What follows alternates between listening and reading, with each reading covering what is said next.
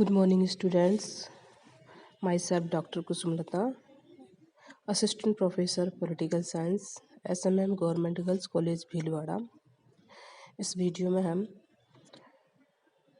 गुटनिरपेक्षता की अवधारणा के बारे में अध्ययन करेंगे और उसके उदय कैसे हुआ तथा उसके अर्थ व परिभाषाएं क्या हैं, इन सब के बारे में इस वीडियो में हम अध्ययन करेंगे।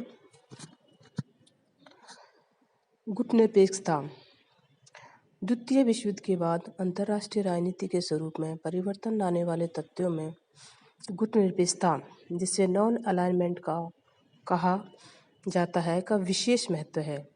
गुटनिरपेक्ष आंदोलन की उत्पत्ति का कारण कोई संयोग मात्र नहीं था, अपितु यह सुविचारित अवधारणा थी। इसका उद्देश्य नवोदित राष्ट्रों की स्वाधीनता की रक्षा करना एवं युद्ध की संभावनाओं को रोकना था। गुटनिरपेक्ष अवधारणा के उदय के पीछे मूल धारणा यह थी कि साम्राज्यवाद और उपनिवेशवाद से मुक्ति पाने वाले देशों को शक्तिशाली गुटों से अलग रखकर उनकी स्वतंत्रता को सुरक्षित रखा जाए। आज एशिया, अफ्रीका और लैटिन अमेरिका के अधिकांश देश गुटनिरपेक्ष होने का दावा करने लगे हैं। जहां 1961 के बेलग्रेड शिखर सम्मेलन में भाग लेने वाले गुटनिरपेक्ष देशों की संख्या 25 थी और वर्तमान में यह संख्या बढ़कर के 120 हो गई है। Armenia, Azerbaijan, Bosnia Herzegovina, Brazil, चीन, Costa Rica, Croatia, El Salvador, Kazakhstan, Kyrgyzstan, Ukraine तथा उरुग्वे आदि देशों को गुटनिरपेक्ष आंदोलन में पर्यवेक्षक का दर्जा दिया गया है। गुटनिरपेक्षता का उदय, इसके बारे में हम देखते हैं।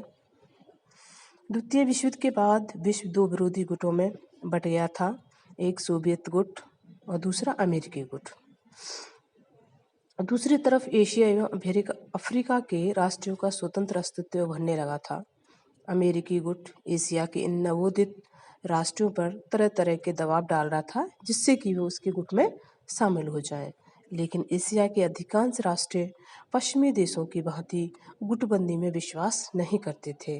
वे सोवियत साम्यवाद और अमेरिकी पूंजीवाद दोनों को अस्वीकार करते थे।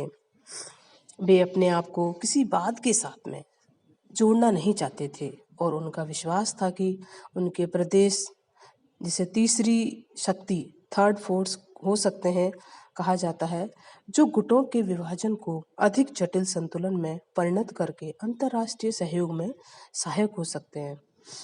गुटों से अलग रहने की नीति अर्थात गुटनिरपेक्षतावाद एशिया के नवजागरण की प्रमुख विशेषता थी। सन 1947 में स्वतंत्र होने के उपरांत भारत ने इस नीति का ही पालन करना शुरू किया। उसके बाद एशिया के अनेक देशों ने इस नीति में अपनी आस्था व्यक्त की, अर्थात गुटनिरपेक्षता में अपनी आस्था व्यक्त की। जैसे जैसे अफ्रीका के देश स्वतंत्र होते गए, वैसे वैसे उन्होंने भी इस गुटनिरपेक्षता की नीति को अपनाना शुरू कर दिया था। भारत के पंडित जवाहरलाल नेहरू, मिस्र के राष्ट्रपति नासिर तथा यूगोस्लाविया के मार्शल टीटो ने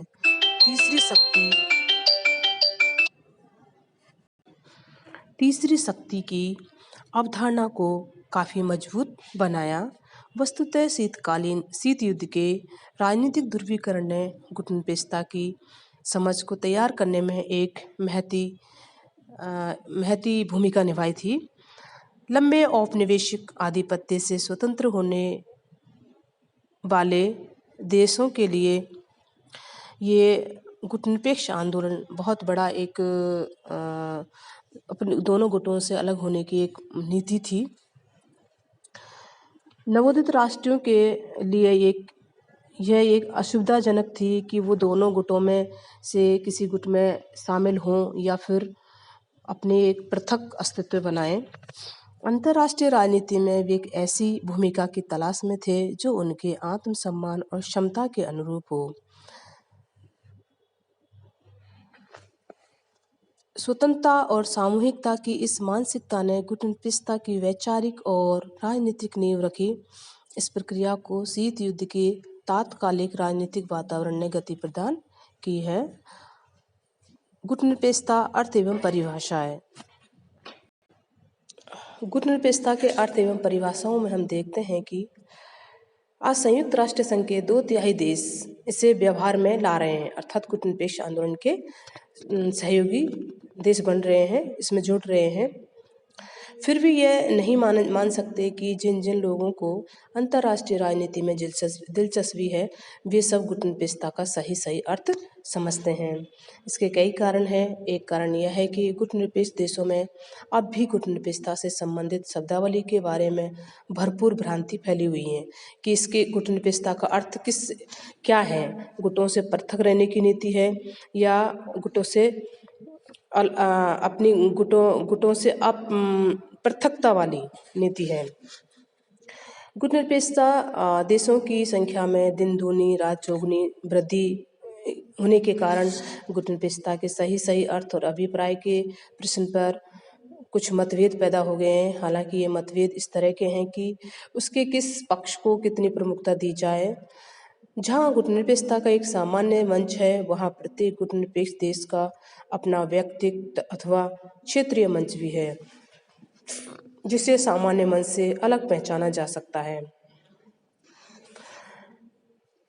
गुटनिरपेक्षता शब्द जिस नीति अथवा दृष्टिकोण का द्योतक बन गया है, उसका बोध कराने के लिए यही एकमात्र शब्द नहीं है। यह शब्द शायद जवाहरलाल नेहरू ने गढ़ा था और वे भी इससे बहुत प्रसन्न नहीं थे, क्योंकि इस शब्द में प्रकटतः एक निषेधात्मक ध्वनि है।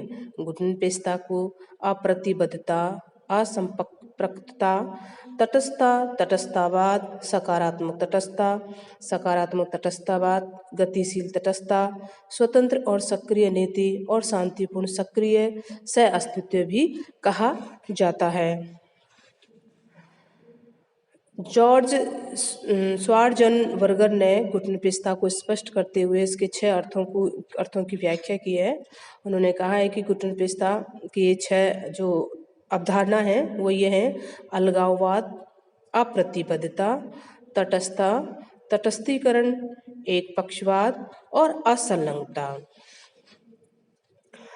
वस्तुतः यह मैत्री संधियों अथवा गुटों से बाहर रहने की नीति है। गुटनिरपेक्षता का सार तत्व यह है कि अंतर्राष्ट्रीय मामलों में विशेषतः दोनों सर्वोच्च शक्तियों के प्रति नीतियों और अभिवृत्तियों के संदर्भ में नीति और कार्रवाई की पर्याप्त स्वतंत्रता बनाए रखी जाए। गुटनिरपेक्षता का अर्थ शक्तिमूलक राजनीति से पृथक रहना तथा सभी राज्यों के साथ शांतिपूर्ण सह अस्तित्व और सक्रिय अंतर्राष्ट्रीय सहयोग है, चाहे वे राष्ट्रीय गुटबंध हों या गुटनिरपेक्ष हों। शीत युद्ध से पृथकता ही गुटनिरपेक्षता का सार तत्व है। यह बल्कि इसके अंतर्गत स्वतंत्र राष्ट्रों के साथ मैत्रीपूर्ण संबंध स्थापित किए जाते हैं और अंतर्राष्ट्रीय राजनीति में न्यायपूर्ण ढंग से सक्रिय भाग लिया जा सकता है।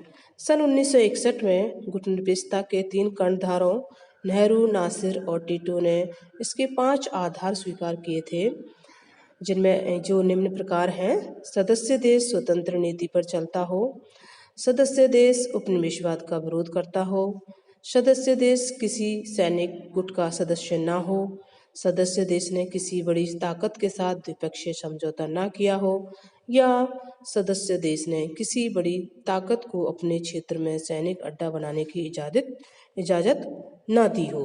अर्थात वे ही देश गुटनिरपेक्ष माने जा सकते हैं जो स्वतंत्र विदेश नीति का पालन करते हों, राष्ट्रीय स्वाधीनता आंदोलन का समर्थन करते हों, शक्ति या सैनिक गुटों के सदस्य न हों।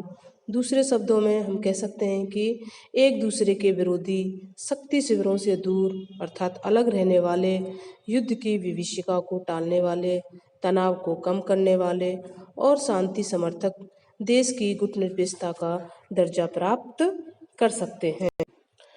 गुटनिरपेक्ष आंदोलन की सदस्यता की प्रमुख शर्तें हम निम्न प्रकार देख सकते हैं। गुटनिरपेक्ष आंदोलन का सदस्य बनने के लिए 5 मानदंड निर्धारित किए गए थे। ये मानदंड जून 1961 में काहिरा में 21 राष्ट्रों की तैयारी की बैठक में तय किए गए थे।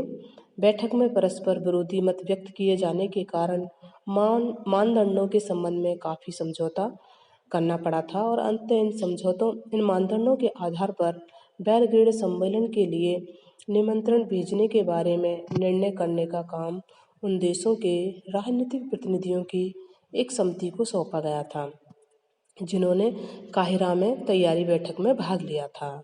इन मानदंडों के अनुसार किसी भी गुटनिरपेक्ष देश के लिए स्वाधीन नीति का अनुसरण करना जरूरी है। यदि वह इस प्रकार की नीति के पक्ष में अपना रवैया व्यक्त कर सके तो उतना ही काफ़ी है।